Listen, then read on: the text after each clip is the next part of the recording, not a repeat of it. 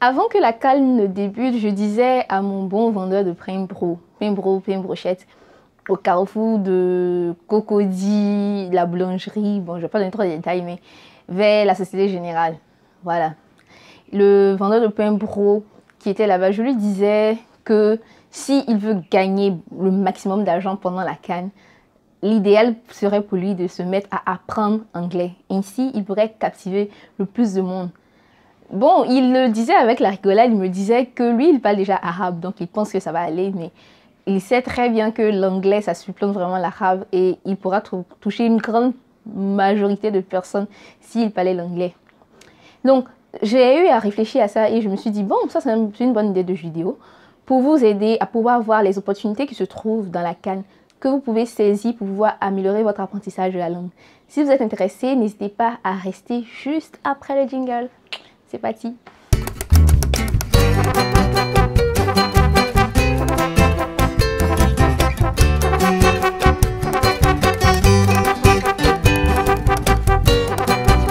Ça va bien cette nouvelle vidéo. Pour ceux qui ne me connaissent pas encore, je suis Hélène Adiavoin, conceptrice de Tipsworld, fondatrice de Eda Compagnie, également Metopo. Aussi, je vous donne des conseils sur cette chaîne YouTube pour pouvoir vous permettre d'apprendre une langue, de pouvoir mieux vous organiser, de pouvoir bien avoir une bonne orientation. Donc, n'hésitez pas à vous abonner, liker, partager cette vidéo. Allez, c'est parti. Déjà, comme opportunité que vous aurez à la CAN pour l'apprentissage de la langue, déjà, ce serait bon, je vais essayer de recontextualiser. Si vous êtes comme moi, vous n'êtes pas allé dans une fan zone, vous ne sortez pas, vous restez à la maison, vous regardez les matchs à la télé. Ce que je suis en train de dire là, ça ne vous concerne pas. Understand? Donc, si vous voulez que ce que je suis en train de dire ce moment-là marche pour vous, vous devez bouger. Donc, allez rencontrer des gens. Où est-ce qu'on rencontre ces gens-là? On va voir ça tout de suite déjà dans les fan zones, comme je l'ai annoncé tantôt. Allez dans les fan zones, les vraies fan zones, où vous savez que, bon, c'est pas les locaux que vous allez trouver, voilà. Parce que avec les locaux, vous allez que parler français, donc ça ne vous aide pas. Donc, déjà, les langues qu'on sait qui vont être le plus parlées, déjà l'anglais, the first one, and, comment on dit, l'espagnol, parce que bon, il y a certains pays qui parlent espagnol, Guinée équatoriale. La Guinée équatoriale parle espagnol, donc bon, avec l'anglais déjà, vous allez rencontrer le plus de personnes avec qui parler. Donc, dans quelle fan zone idéale aller? Bon, je ne vais pas faire une vidéo dessus parce que je ne suis pas sponsorisée par eux, mais il y a une liste de fan zones qui existe et c'est à vous de voir. En fonction de certains quartiers UP, vous saurez vraiment où on pourrait avoir des personnes étrangères avec qui vous pouvez échanger. Mais déjà, cet exercice-là, ça demande que vous soyez un peu plus audacieux. Vous ne restez pas un peu en retrait, que vous allez vers les gens pour essayer de vraiment savoir, poser des questions, commenter un peu le match. Vous voyez un peu? Donc déjà, ça va vous permettre de pouvoir élargir votre vocabulaire niveau sport. Donc, mais avant de partir, si vous savez que votre bagage n'est pas très lourd, il faut vraiment essayer de réviser un peu les vocabulaires concernant le sport, etc. avant d'y aller. Donc, ça c'est très très très important. Comme autre élément que j'ai pu relever ici, le plus grand avantage c'est le sprechen que je voulais dire, bon, le parler. Le parler que vous allez travailler. Donc le parler c'est la base. Bon, supposons que je vous dis que je parle anglais. Bon, j'ai appris allemand en 1 an. Ok. Est-ce que c'est sur juste le papier que j'arrive à écrire? Vous n'allez jamais me croire parce que la première manière de communiquer des êtres humains, c'est la parole. C'est pour cela que les enfants, quand ils commencent à prendre une langue, ils n'écrivent pas, je suis désolée. C'est à l'école qu'on apprend à écrire. C'est pour ça que les personnes qui sont analphabètes, en général, elles parlent. Donc, le seul moyen par lequel on va savoir que vous parlez une langue, vous savez une langue, vous connaissez une langue, c'est pas le parler. Donc, occasion à saisir, allez dans les fan zones, allez dans les stades pour pouvoir, bon déjà le stade c'est un deuxième espace, pour pouvoir discuter avec les gens, commenter. Certes vous allez juste pour suivre le match, mais il y a les moments de mi-temps, de break, vous pouvez aller avec genre à la buvette, discuter un peu avec les personnes. Ah, vous venez de tel pays, ok, j'aimerais savoir comment ça se passe là-bas, etc. Vraiment vous intéresser de la culture du pays. Ça peut être aussi un champ de vocabulaire à exploiter, à essayer d'améliorer.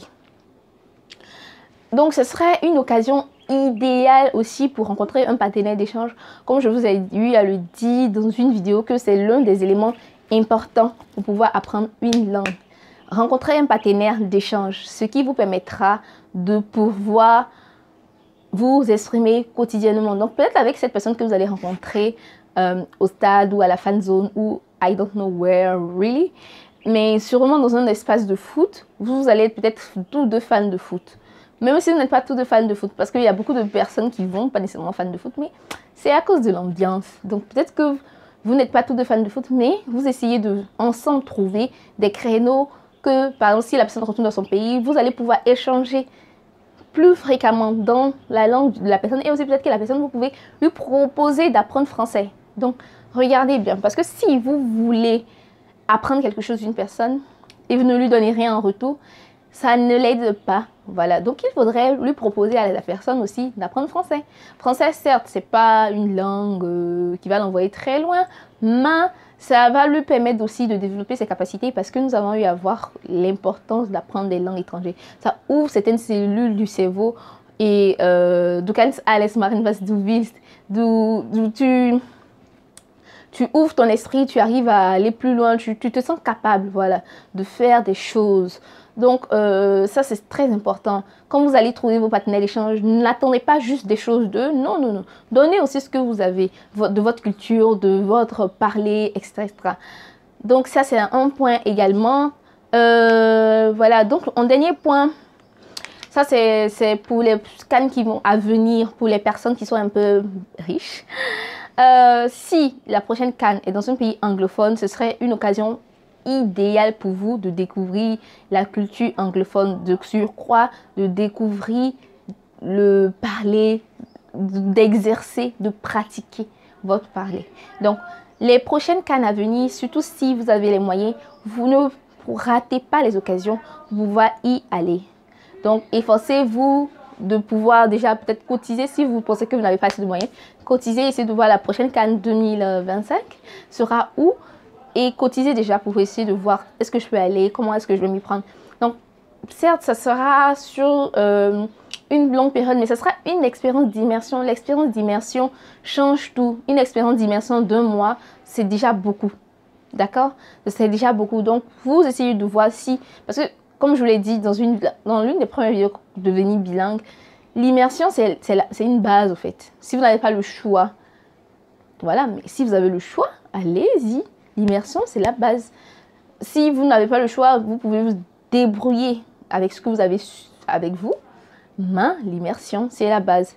Donc, pour ne pas être trop longue, j'aimerais dire à ceux qui aimeraient améliorer leur apprentissage de langue, à ceux qui veulent vraiment comprendre la langue, veulent vraiment parler la langue, qui aimeraient avoir des techniques simples et aussi rapidement parce que quand ça prend du temps, l'homme ne suit pas, hein? L'homme s'ennuie à vraiment se concentrer et à vouloir aller plus loin, de prendre une séance de coaching. Prendre une séance de coaching. Donc le coaching, ça consiste à quoi? Donc cette lucarne, je vais l'ouvrir pour ça, pour expliquer un peu ce que c'est le coaching. Le coaching vous permet déjà de pouvoir, savoir pourquoi est-ce que vous voulez apprendre la langue. En général, vous avez des objectifs cachés. Donc le coaching va vous permettre de relever cela. De savoir pourquoi vous voulez apprendre la langue. Donc ce pourquoi-là, ça va changer tout. De savoir également comment vous allez apprendre la langue. Le comment, c'est le coaching en soi. Le comment on va l'apprendre. En fonction de vos capacités, en fonction de votre temps, en fonction de ce que vous avez comme ressources. C'est à ça que le coaching servira. Donc, si vous êtes intéressé, n'hésitez pas à me dire dans les commentaires pourquoi est-ce que vous aimeriez apprendre la langue. Est-ce que cette vidéo vous a aidé? Donc, on se donne rendez-vous pour une prochaine vidéo. N'hésitez pas à liker, partager, vous abonner à cette chaîne, à me suivre sur Instagram, également sur Facebook, etc. Donc, on se donne rendez-vous pour une prochaine vidéo. Bye bye.